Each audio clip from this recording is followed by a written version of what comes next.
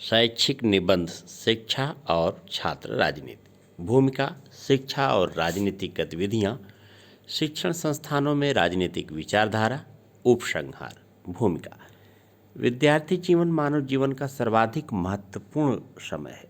इस काल में विद्यार्थी जिन विषयों का अध्ययन करता है अथवा जिन नैतिक मूल्यों को वह आत्मसात करता है वहीं जीवन मूल्य उसके भविष्य निर्माण का आधार बनता है। विद्यार्थियों का मुख्य उद्देश्य शिक्षा ग्रहण करना है और उन्हें अपना पूरा ध्यान इसी ओर लगाना चाहिए, लेकिन राष्ट्रीय परिस्थितियों का ज्ञान और उसके सुधार के उपाय सोचने की योग्यता पैदा करना भी शिक्षा में शामिल होना चाहिए, ताकि वे राष्ट्रीय समस्याओं के समाधान में अपनी महत्वपूर्ण भूमिका का निर्वाह कर सकें। शिक्षा ही व्यक्ति का सर्वांगीण विकास करती है। प्रत्येक विद्यार्थी को पूरे मनोयोग से विद्या अध्ययन करना चाहिए, परंतु आज हमारे विद्यार्थियों का व्यवहार इसके बीच विपरीत ही नजर आ रहा है। वे अध्ययन की प्रवृत्ति को त्याग कर सक्रिय राजनीति की दलदल में धंसने के लिए तैयार बैठे प्रतीत होते हैं। इसी का परिणाम स्वरूप हमारे देश की लगभग सभी शिक्षण संस्थाएं गंदी राजनीति का अखाड़ा बनती जा रही हैं। शिक्षा और राजनीतिक गतिविधियां शिक्षा पद्धति की रूपरेखा बनाने वालों को स्वयं अपने अंदर झांकना चाहिए और सोचना चाहिए कि क्या उसमें मूलभूत परिवर्तन की जरूरत है। यदि छात्र सक्रिय और दलगत राजनीति में फंस जाते हैं तो शिक्षा के श्रेष्ठ आदर्श को भूलकर वे अपने मार्ग से भटक जाते हैं। सक्रिय राजनीति में प्रवेश से पहले उन्हें अपनी शिक्षा पूरी करनी चाहिए।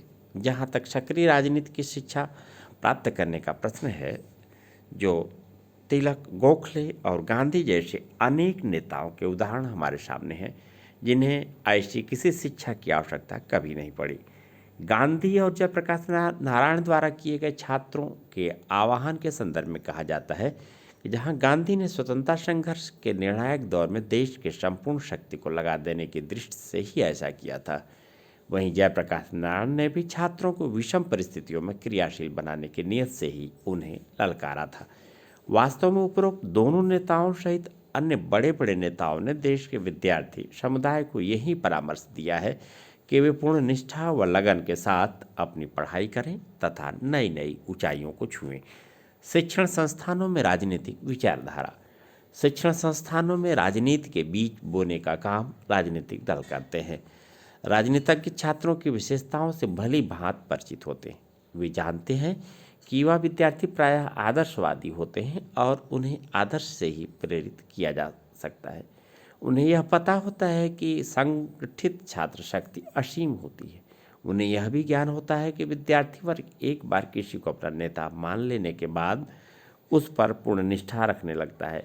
वे इस तथ्य से भी परिचित होते हैं कि सामान्यतः छात्र समुदाय राजनीति की टेढ़ी चालों व उनके पीछे छिपे स्वार्थों को ताड़ पाने की परिपक्व बुद्धि से युक्त नहीं होते। इन्हीं बातों को देखते हुए राजनीतिज्ञ अपनी स्वार्थ पूर्ति के उद्देश्य से उनको सक्रिय राजनीति में घसीटने के कुत्सित प्रयास करते हैं। राजनीति में विद्यार्थी स्वयं नहीं चाहते, बल्कि स्वार्थी राजनीतिज्ञ ही उन्हें उसमें खींचने का यत्न करते हैं। इसकी पूरी संभावना है कि राजनीतिज्ञ छात्र शक्ति को अपने हित साधन का माध्यम बनाते ही रहेंगे।